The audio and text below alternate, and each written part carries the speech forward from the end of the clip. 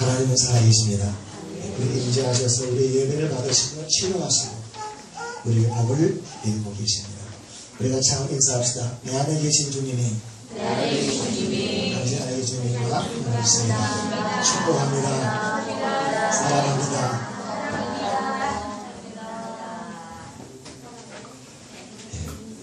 배집사님 그렇게 좋습니까? 이게 정상입니다. 할렐루야. 다음에 악마음이 있거나 다른 것을 생각하면 말하는 것이 순수하지 않은데 하나님을 사랑하고 감동받으면 그냥 좋아요. 할렐루야. 오늘 본문의 이야기는 초대교회의 특징을 말하고 있습니다. 하나님이 세우신 교회가 이러한 특성을 가졌더라 하는 보고인 것입니다. 하나님이 자기 피로 사신 교회라 사도행전 20장 28절에 그렇게 말했고, 교회는 또 그리스도의 몸이요 그리스도는 교회의 머리입니다. 예수 그리스도의 부활 영광체 그 몸은 이 땅에 계시지 아니냐고 하늘 보좌 우편에 승천하여 앉아 계십니다. 그리스도는 지금 살아계셔서 땅 위에 통치하시고 역사하시고 치유하시고 말씀하고 죄를 없애주는 일을 계속 하시고 계속 승리하고 계십니다. 하늘과 땅의 모든 권세를 홀로 가지시고 통치하십니다. 어떻게 통치할까요? 바로 그리스도의 몸인 이 땅의 교회를 통해서 통치하시고 역사하고 있는 것입니다. 나는 나의 몸을 통해서 말하고 일하고 존재하고 먹고 자고 땅에서 우리같이 살아가고 있습니다. 그와 같이 예수 그리스도는 오늘도 이 땅 위에 그리스도의 몸인 교회를 통해서 말씀하고 일하시고 임재하시고 역사하고 내주하시고 기름 부으시고 그렇게 하십니다. 어디에? 그의 몸인 교회에 그렇게 임재, 내주, 승리, 기름 부음을 통하여 기름 부음 받은 자를 통하여 즉 교회, 성도들을 통하여 그가 일하고 계시는 것입니다. 내가 내 몸을 통하여 존재하고 내 의사를 표현하고 내 몸인 손을 통하여 잡고 하고 하듯이 그리스도의 몸은 이 땅에 교회가 그의 몸이요 부활의 영광처럼 이 땅에 계시지 않고 하늘 보좌 우편에 앉아 계십니다. 여러분, 내가 내 몸이 굉장히 중요한 것이 하나님이 교회를 얼마나 중요한지 자기 피로 사신 교회라고 했기 때문에 더더욱 그럽니다. 이것이 구약교회와 달리 예수 그리스도의 십자가 부활 이후 승천하시고 성령이 오신 이후에 세우신 그리스도의 몸이요 교회인 것입니다. 이제는 예루살렘 성전의 지성소에 임재하신 방식으로 하나님이 임재하지도 않고 오시지도 않고 지성소와 성소 이전에 찢어져서 사라지고 없습니다. 성도가 교회가 그리스도의 지체들이 그가 임재하는 성전이요 그가 일하는 말하는 움직이는 몸이 교회인 것입니다. 오순절 날에 성령님이 강림하신 것은 주님이 다른 보혜사로 다시 오신 것이고 그랬을 때 그 특성이 오늘 첫째 사람마다 두려워했다고 했습니다. 사람마다 하나님을 사랑하면서 두려워하는 경우에 그 두려움이 임했다는 것입니다. 성경은 정확하게 누구를 두려워했는지 그 대상이 명확하지 않고 또 주체가 누가 두려워했는지도 말하고 있지 않습니다. 또한 사람마다 라고 할 때 예수를 영접한 사람이 하나님을 경외했다는 말로서 또는 아니면 이어나오는 사도들을 사람마다 두려워했다는 말인지 명확하지 않지만 그러나 우리가 판단할 수가 있는 것입니다. 여러분, 사람마다 두려워했다 그 말은 이 교회가 즉 성령이 예수님이 다른 보혜사로 오시기 전에는 두려움이 없었다 그 말입니다. 종교가 있습니다. 여전히 예루살렘 성전이 있고 제사가 다 있지만 사람이 하나님이 안 보이니까 하나님의 임재가 안 나니까 힘을 때 겁이 없어요. 겁이 없어. 죄를 지어요. 죄짓기를 담대하게 지어요. 아무렇지도 않아요.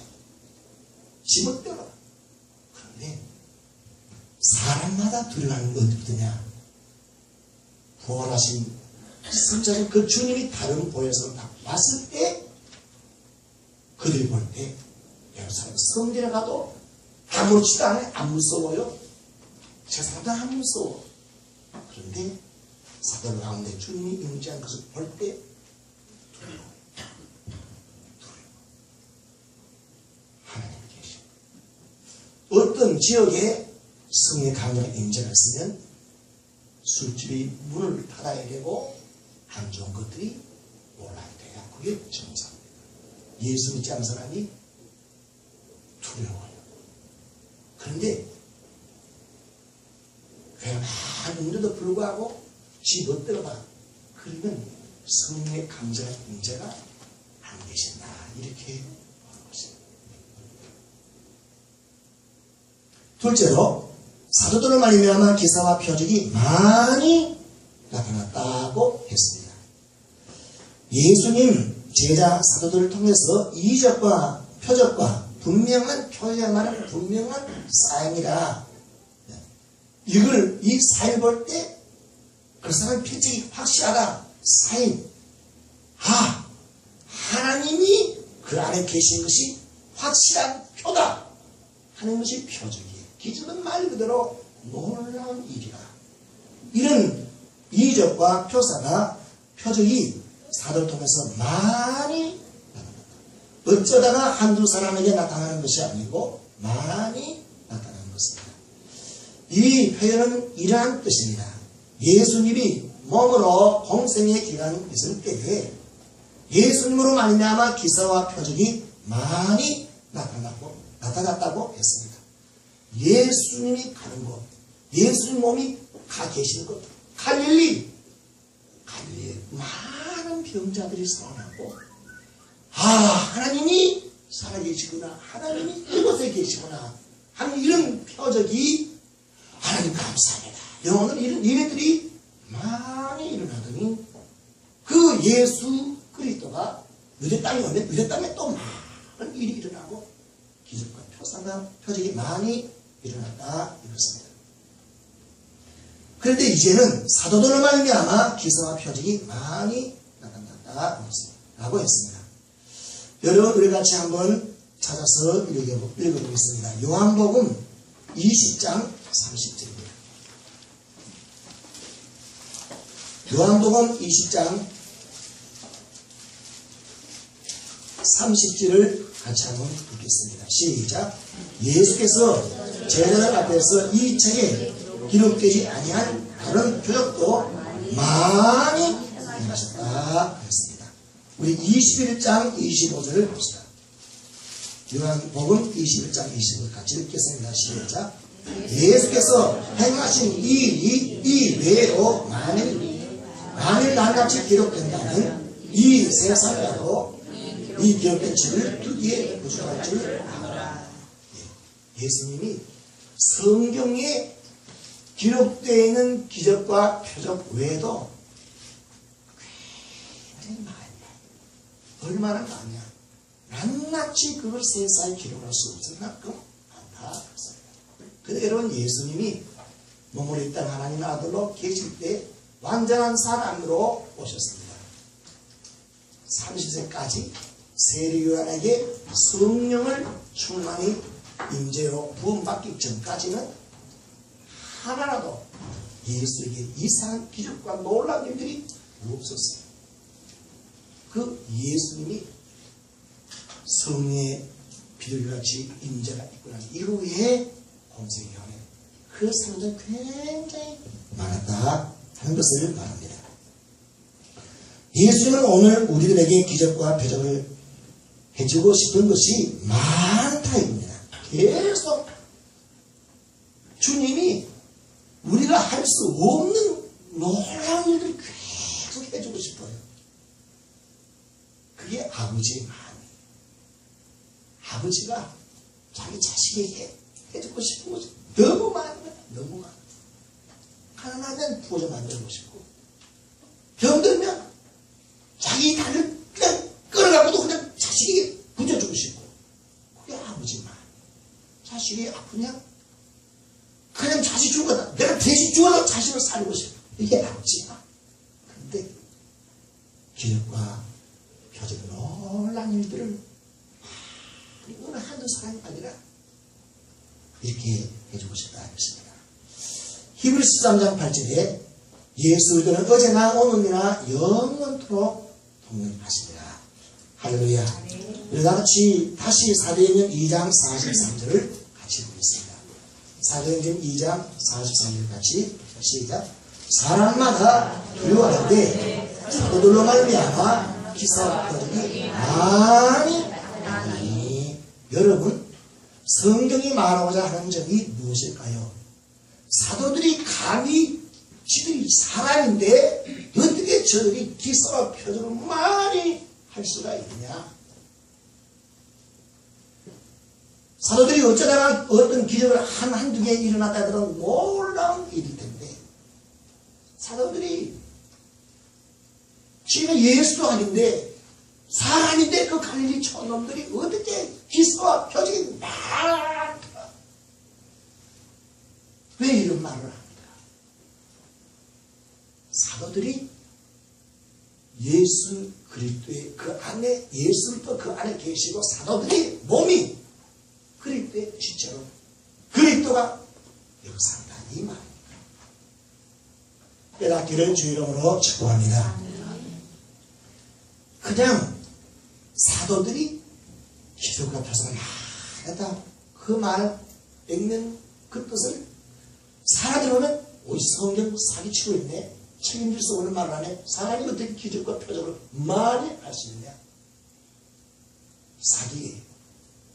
성도들은 그게 무슨 말인지 압니다.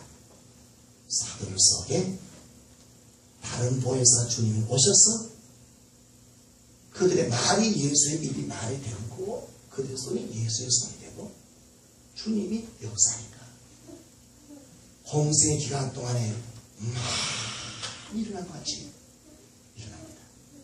그럼 지금은 지금도 아버지의 마음은 예수의 이름으로 말이냐, 예수를 믿고 예수의 그대로 믿는 자, 성령의 임재를 믿고 충만과 권능을 믿는 자를 통해서 그 자신이 확실한 변화의 능력을 해주기를 원하는 것이 아버지의 마음입니다.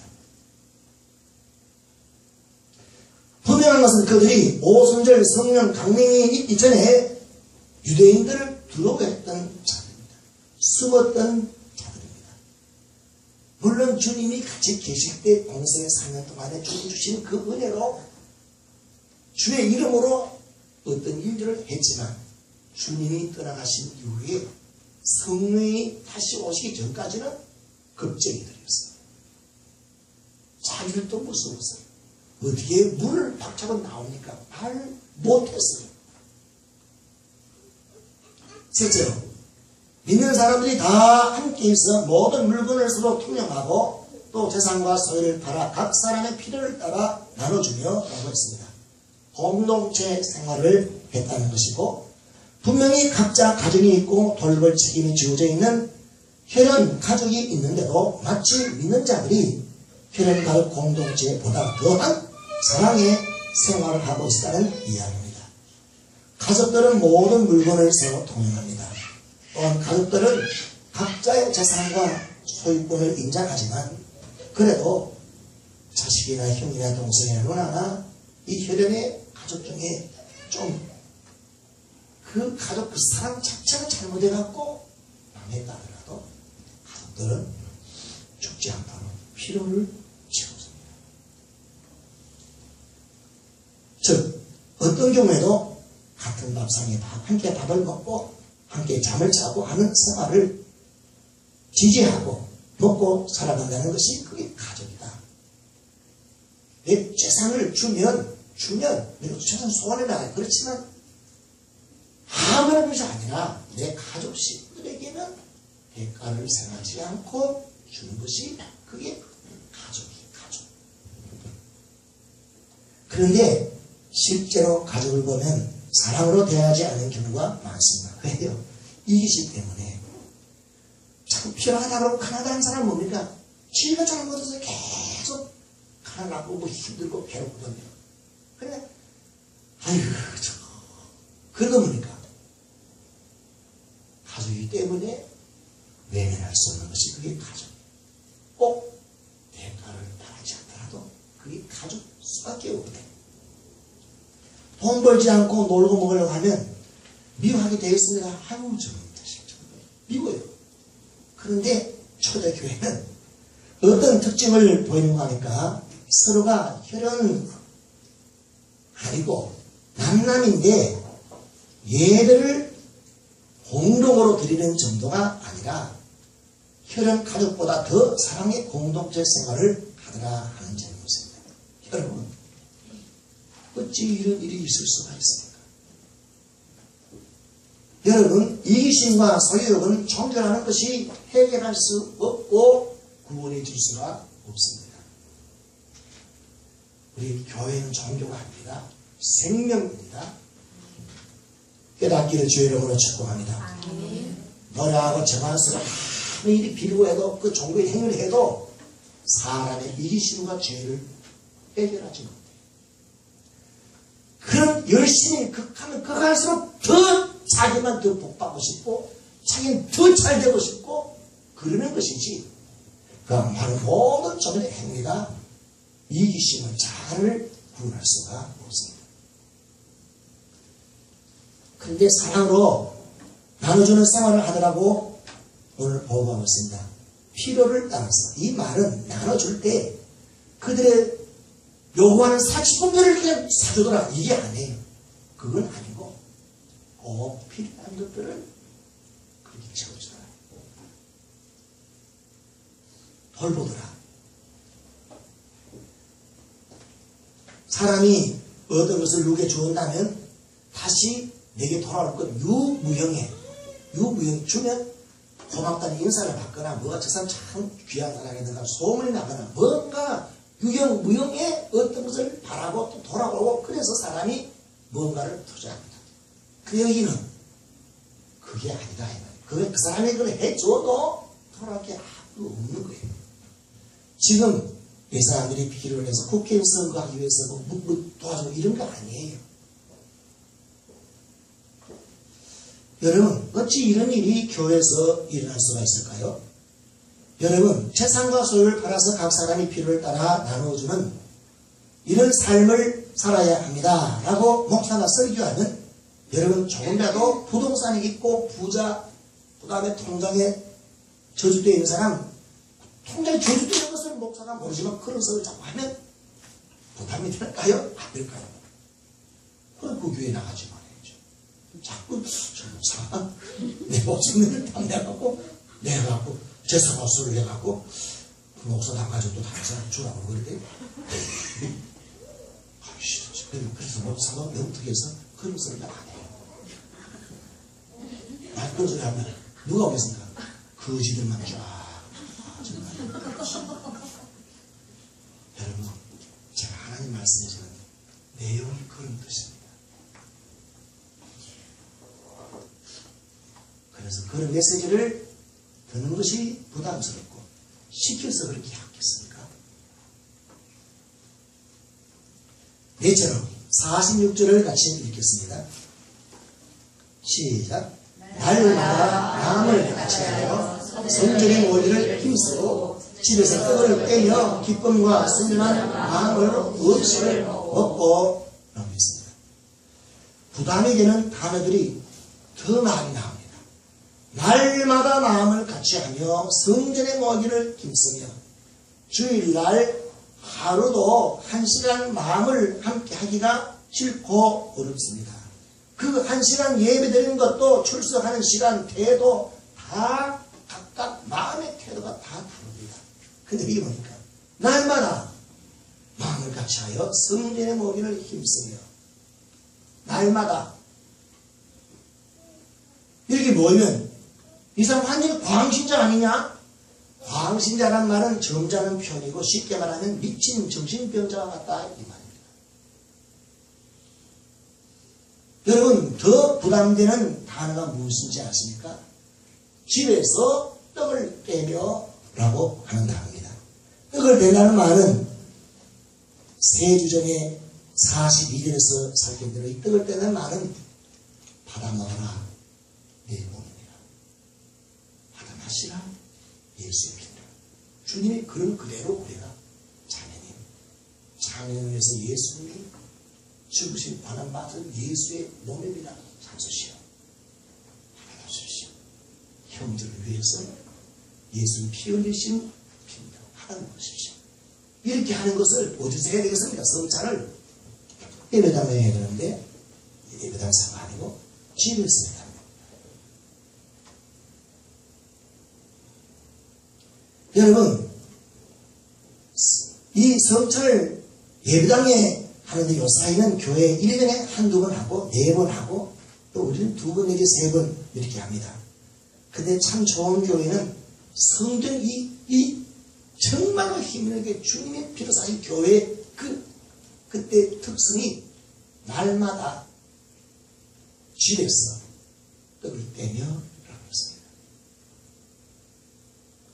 매주일 예배당은 아니라 성찬을 할 때 이것이 얼마나 그렇게 합시다 하면 부담되는 말이 되겠습니까?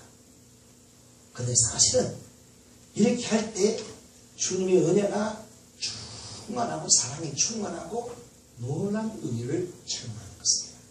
여러분 원래 성찬의 유월절을 그 떡을 먹고 그 쓴 떡을 먹고 출애굽할 때 그걸 먹고 광야를 가서 힘을 얻는 것이 그 떡이에요. 뿐만 아니라 그 피는 애굽의 모든 번세로부터 보호받는 떡과 피입니다. 그러니까 여러분 그 예표를 실체로 주님이 한 그대로 날마다 할 때 얼마나 우리가 악으로부터 보호를 받으며 이 험한 땅에 살아갈 수 있는 힘을 얻겠습니까? 날마다 하는 것은 집에 생활이 되게 되니까 직장에서 할 수 있다는 하는 것입니다. 근데 어떤 자는 이게 성전합니다. 받아 먹으시오. 우리가 죄 지는 것 때문에 주님이 죽으신 몸입니다. 우리가 허물과 죄로 멸망받아야 할 저주를 주님이 당하신 피입니다. 받아 먹으시오. 할 때 그렇구나. 다시는 그 죄를 계속하지 말아야겠다. 용서받은 선에 안 하겠습니다. 이 마음을 받아 먹습니다. 그런데 예수를 믿어. 그걸 성전 참여하니까 부담이 돼. 그 말은 뭡니까? 용서를 안 받고 죄 짓겠다 그 말입니다. 그 속는 겁니다. 1년에 한두 번 하는 것도 4번 아니고도 예배당 하는 것 부담 없는데 집에서 이렇게 성찬식을 한다면 거의 날마다 한다면 이게 이해될 수 있는 일입니까?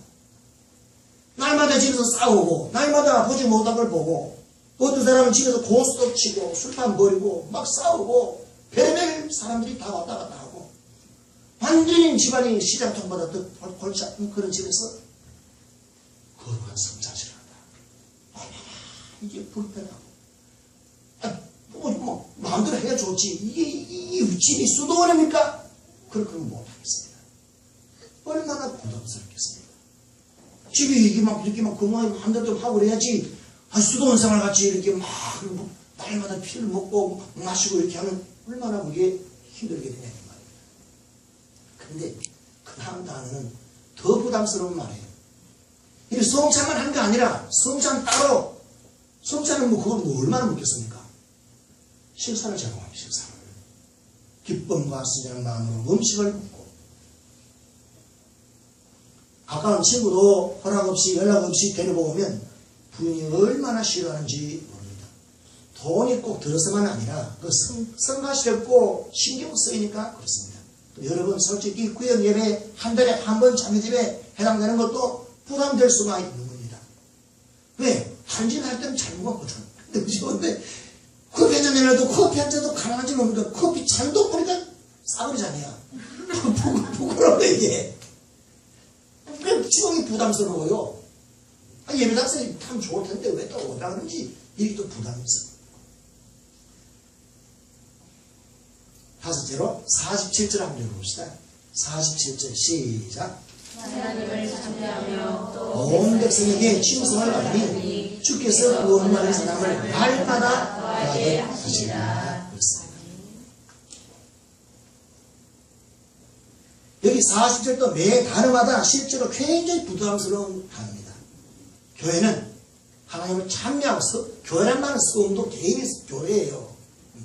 이 건물이 교회가 아니고 어떻게 하라고요? 계속 이어져 나오는 말이 뭐니까 40개 날마다 그 말입니다. 날마다 하나님을 찬미하며 날마다 온전한 칭송을 받으니 그 다음 날마다 더하게 하시더라. 여러분 이 예배당 안에 1시간 예배도 이 찬양하는 것이 그냥 형식적으로 부르고 그런 사람이 있어요. 그런 사람은 하나님을 높이고 싶어 찬양하는데 예배당 상해줬으면 됐지. 또 날마다 그냥 하나님을 또 찬양하냐? 그것도 뭐 좋은 일 있으면 하나님 찬양하겠지. 감옥에 들어가고 결혼 일인데 무슨 찬양을 하겠습니까?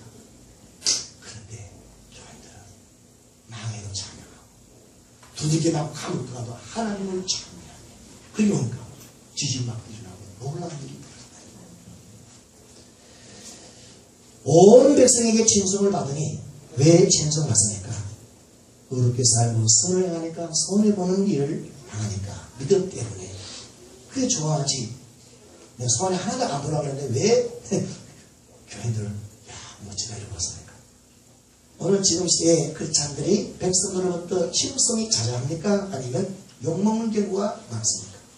칭찬이 자자한 그런 모습으로 살아라. 그렇게 설교를 하면 그것도 부담되는 거예요. 그 다음에 뭡니까?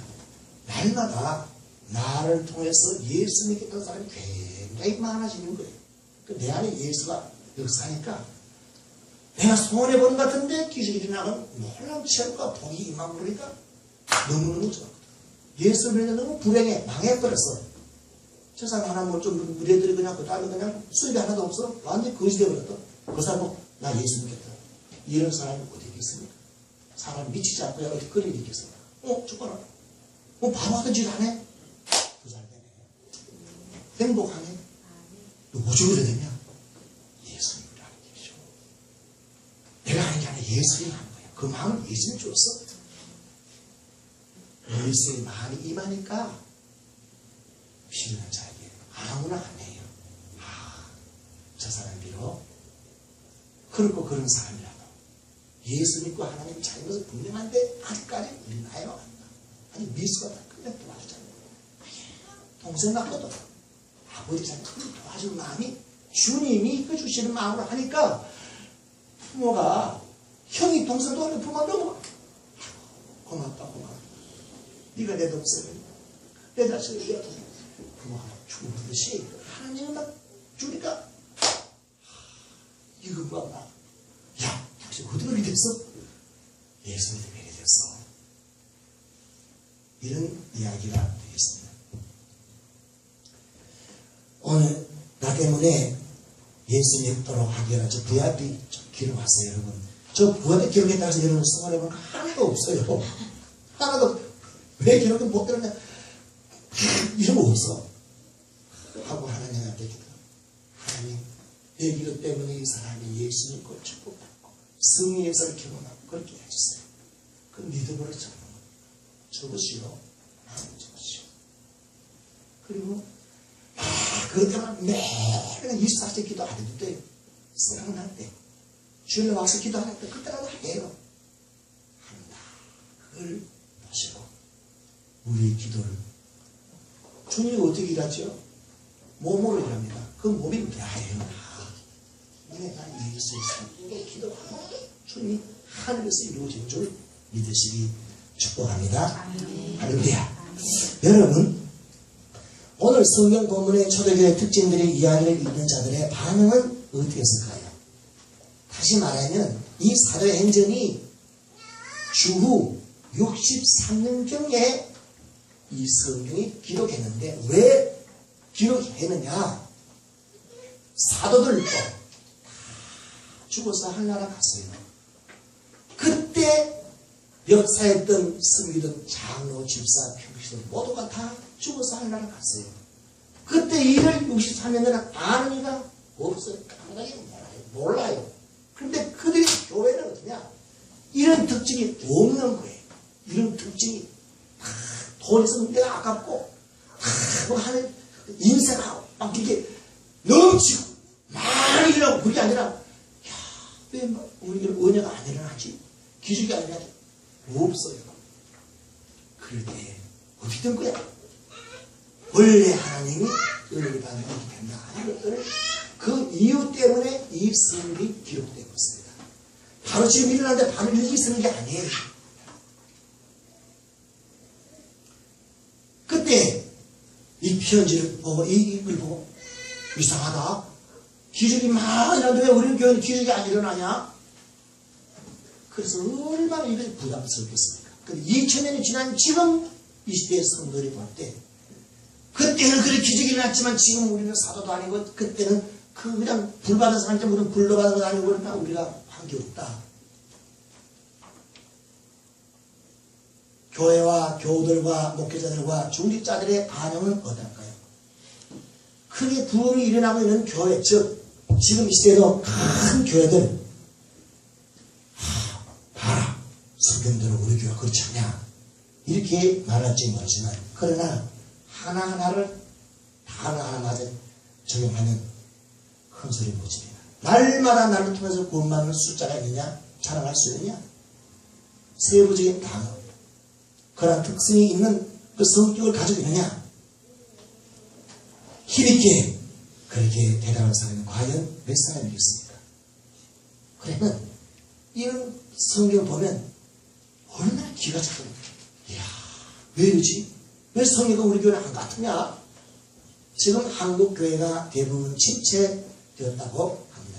크게 부흥된 교회도 회개와 믿음으로 말이면 거듭남의 숫자가 날마다 더한 것이 아니라 이동으로 말미암아 이렇게 교인들이 많이 몰려서 부흥된 것이지 진짜 성경 말은 그런 부흥이 아니다라고 말하는 경우가 있습니다. 여러분 목사는 성경의 어떤 부분은 설교하기가 굉장히 하기 싫은 부분이 있습니다.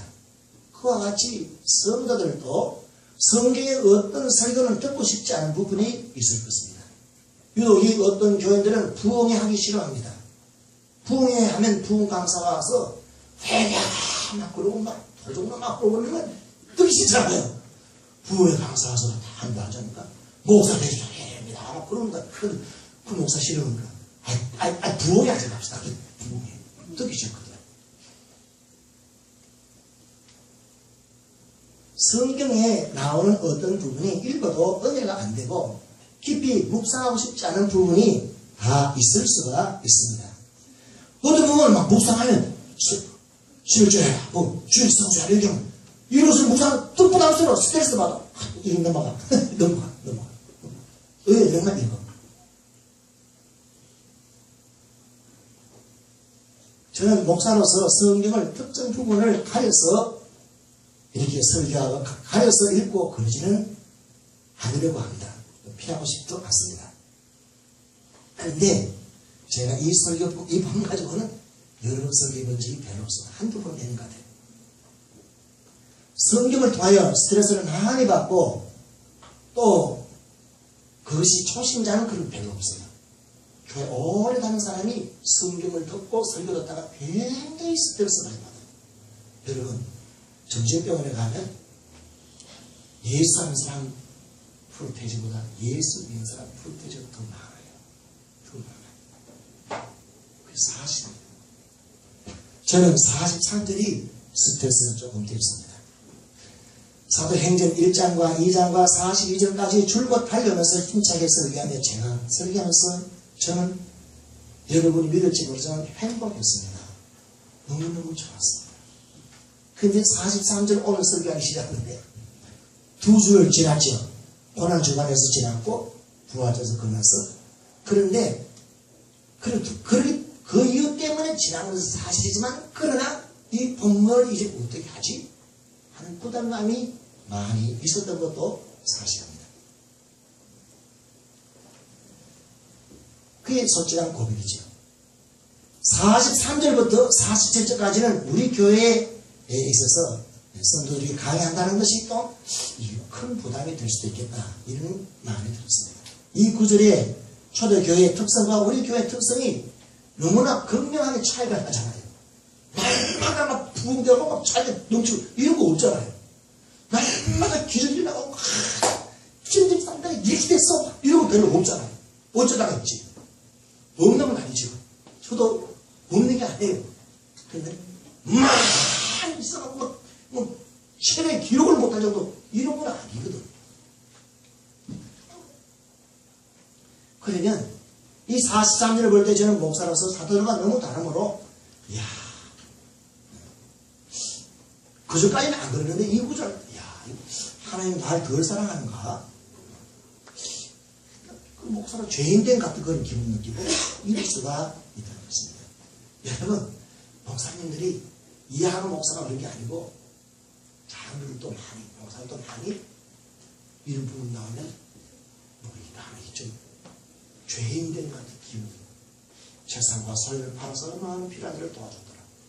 나는 분명히 집도 2채 3채 있는데 이거는 엄마가 부담스럽잖아요. 안 그러겠어요?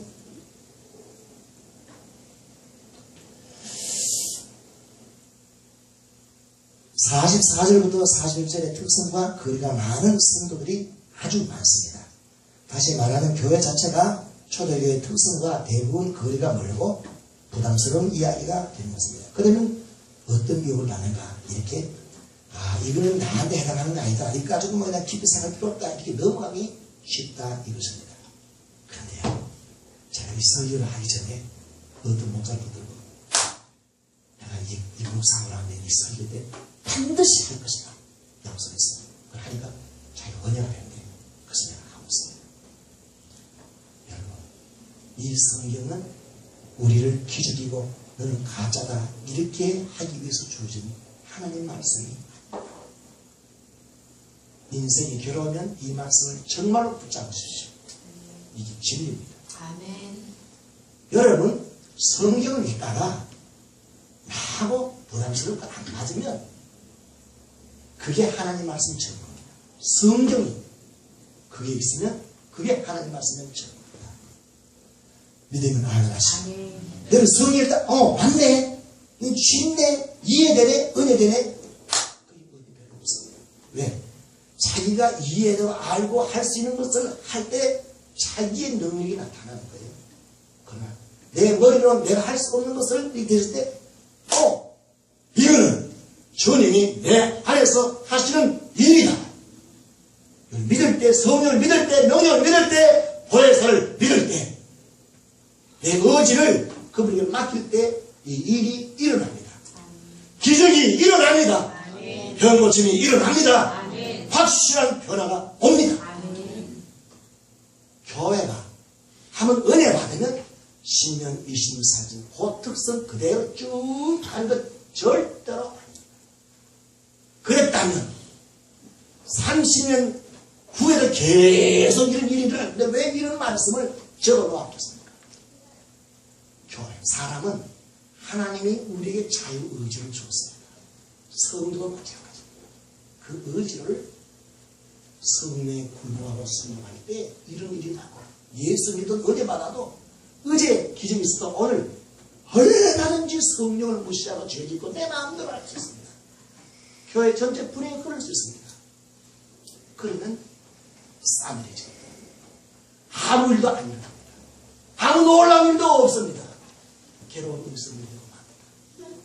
그런데 이 기록을 써보니까 다시 예수님마저도 성령 임하기 전까지는 놀라운 일이 없었어요. 사도들도 모순을 가면 이제는 이런 일이 없었어요. 인자하고 받고 믿고 의지하니까 이런 일이 벌었습니다.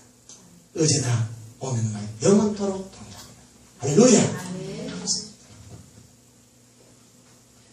하나님 주님께서 제가 큰 은혜를 받았습니다. 부담 없습니다.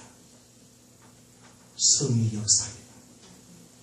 예수는 어제나 오늘은 동일할 뿐만 아니라 성령님이 동일하게 했습니다. 근데 여러분, 예수 믿는 사람, 성령 인자가 하더라도 그 사람이 성령을 무시하고 진급들을 하셨습니다. 그러나 아무도 없어요. 성령을 믿으십시오. 인정하십시오. 순종하십시오.